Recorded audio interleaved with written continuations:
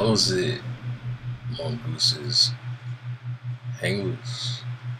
Hey, we're looking into entrainment, which is a type of thing, audio, on the ongoing series, I suppose, of investigating mind control.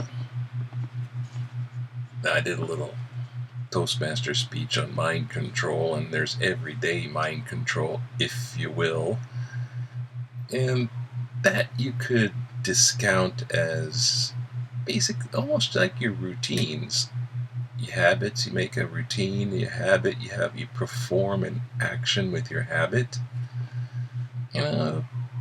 So getting to do good things, brushing the teeth, taking the shower, eating right, and there's even self-hypnosis that you can. It's harder to do than regular hypnosis if you listen to somebody else's voice. Self-hypnosis is if you're listening to your own voice, but you can train yourself to get into a deep, relaxed state, and that's where entrainment comes in. And we're going to look at Mr. Fractal Panda's website. A little too bad.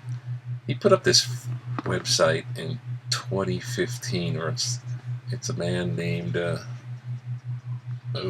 gosh, no, not him. Well, a lot of articles are Matthew Warburton, and a lot of them are 2014 and 15, I suppose.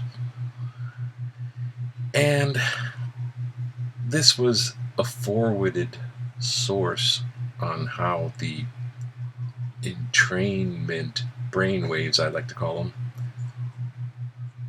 are being used in a bad way. But in the Fractal Panda, in his website, he's telling you how entrainment is used in a good way.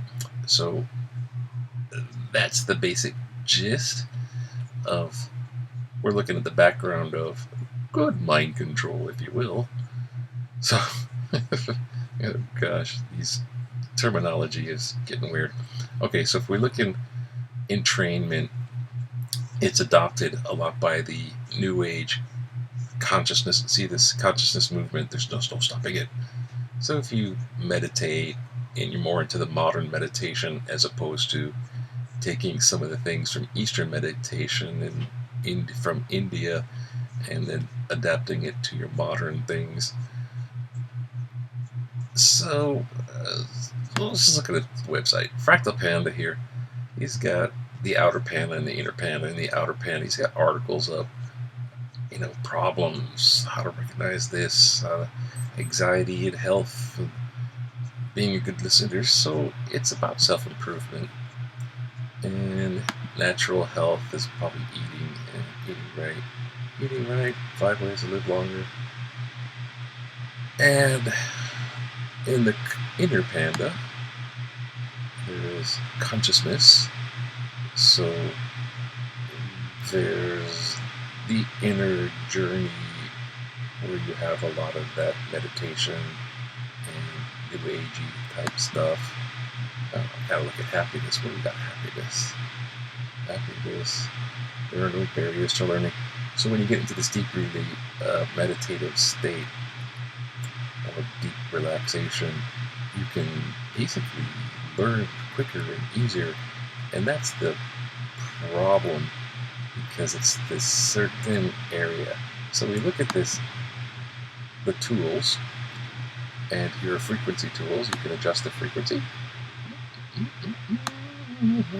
Hertz, bass, binaural volume. Oh, my bad. Fractal Panda's cool. So you can add fire sound. Oh, very good. Add urban noises. Turn up the beach sway. Turn down fire sounds. It's the beach. Fractal Panda's cool. Oh.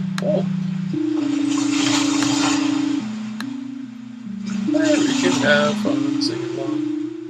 Okay, let me turn this down for a second. Okay, I'm glad Fractal Panda's followed through because I had this thing going on. This is a pure theta.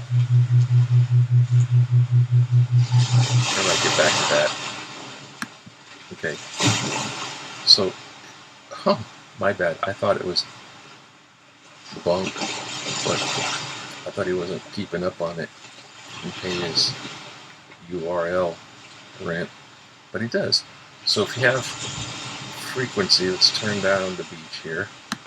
There's a wonderful little meditation sounds, and there's your, and this is at Fractal Panda, fractalpanda.com.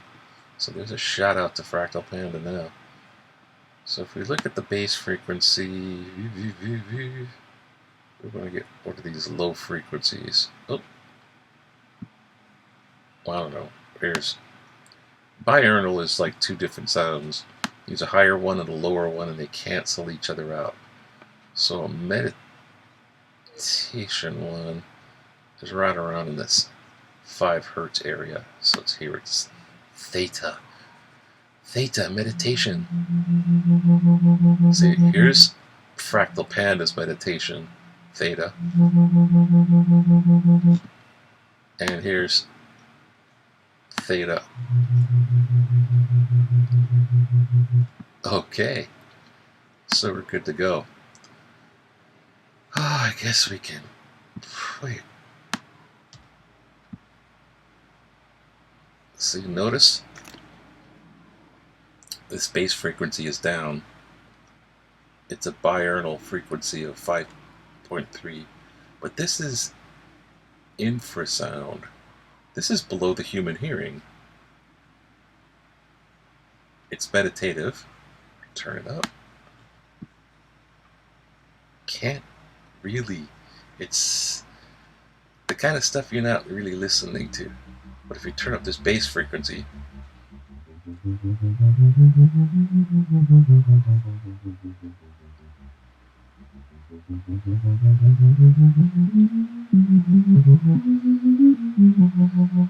you can play songs.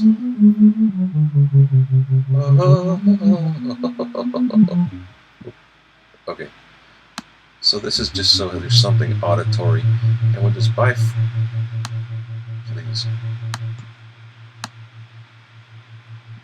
Alright. So what's the theory behind this? Well, let's here.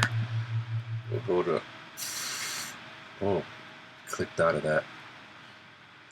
So here is the article that was passed on to me, and it has a little bit of Fractal Panda. And I think I'm gonna make I'm gonna bookmark his tab. Oh yeah. No. I don't. No. We want. I like this. This is the part I like. I want to bookmark this thing. Ah, yeah.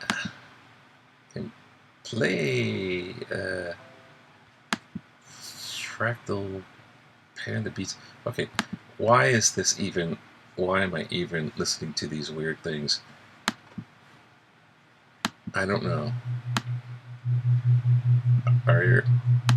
I am feeling relaxed. I don't know if I'm feeling relaxed. So I'll turn that one up, and we'll look at brain entrainment. So it goes back to the days of EEG, electroencephalogram, and your brain has, come on. Oh, we need some other frequencies going on here. Well, this is a bad word, hack, but it's really, your mind has different frequencies going on inside the brain waves, and they've narrowed it down to a frequency range of the EEG. Now, they use sound waves of the same frequency to sort of tickle, if you will, those EEG brain waves. So the sound waves are going for the brain waves, and it does it like this. In training, it's like training your dog how to shake hands or something, or speak, sit. You're trying to train your own brain, and you're trying to train it where your brain starts to lean towards the frequency it's hearing after a while. Since there's sub audio or infra sound, you get one higher wavelength and one lower wavelength, and supposedly if they cancel out, and the difference between the higher and the lower will be in your brain.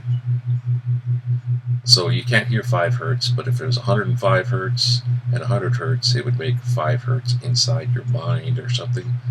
And this is supposedly, so it's just, you buy these things and they work, you put on your headphones and you get all meditative.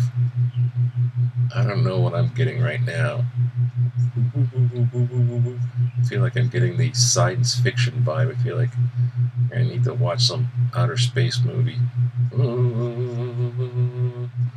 Okay, so say the higher inside the EEG monitoring type of measurement, the higher brain waves, like I don't know what they are, 50, 60 is alpha, which is your highly agitated, it's like jacked up on coffee. And the more whatever under that, 30, these don't go by these numbers because I don't have them in front of me right now. 30 per se, it'd be beta waves. So you're like awake, but you're relaxed. Awake, relaxed, awake, and focused and energetic, alpha, beta, awake. And then delta is sleep. In between delta and alpha and beta is the theta.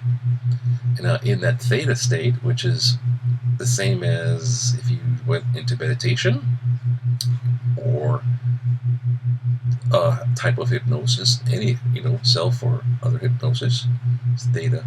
So your mind's in a theta state. Supposedly in the theta state, if you're relaxed, you can learn super fast as compared to when you're agitated, which is why they try to make classrooms nice and pleasant for students.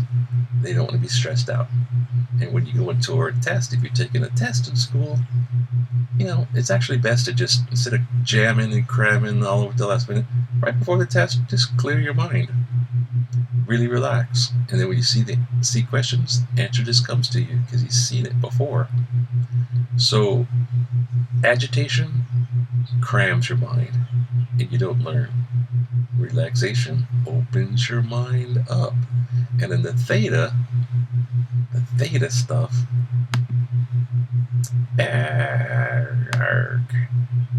right now I'm going from alpha to beta, beta to alpha. Anyways, in the theta, you are able to, here we have alpha 7 to 12. So below 7 is beta, and about 5 is theta. So when you put in theta, wait a minute, what the heck? Alpha, I'm sorry, I got that reversed. Beta is higher than alpha. So alpha is right above theta. Then if you're really, that's beta. And there's a super high one called gamma, and I don't know, forget about that. It's definitely in a high vibe zone. But there's beta. Think of it, jacked up on coffee, focused, really jamming, busy, we're all it's all distracting. Then if you're just relaxed, you're alpha. Then when you get to theta, you can start, I think I'll quit smoking. Yeah. And all the things I can do. Or I can get creativity. Yeah. I'm going to try a new project. I'm going to learn myself a new hobby. Yeah. I'm going to do this. I'm going to learn about this. I'm going to do, oh, yeah. And theta can be very powerful because it's that super learning edge, because it accesses a whole lot of the subconscious. And if you're a student of Carl Jungian stuff, he calls it unconscious, the collective unconscious, Carl Jung. But our personal individual unconscious is actually also the same thing as the subconscious. So the subconscious is huge, and the conscious mind is. So if you have that interface, you can get from that subconscious to the conscious. It's a super learning thing. It's good stuff, but it also makes the theta state a vulnerable place, and that's where the other stuff comes in with. It could be possibly abused in the quote targeted people. So this is not a targeting. This is just a theta wave. It's an hour and a half of it. And right now, I listen to it with headphones. And if you get a headache or if you're pregnant, don't listen to it too long. If you get a headache, just turn it off, I guess. But if some of these things are being used to hack people in a bad way, that's part of the investigation. But this is the good side, the entrainment, and it's a big business, so you can buy entrainment stuff that's mixed with music and get into a relaxed state. Get the beat, the binaural beat. Anyway, there it is, the binaural entrainment, just a light overview, and thank you for watching. Please like, go ahead, leave comment too. Anyways, happy Balgoose. Stay loose.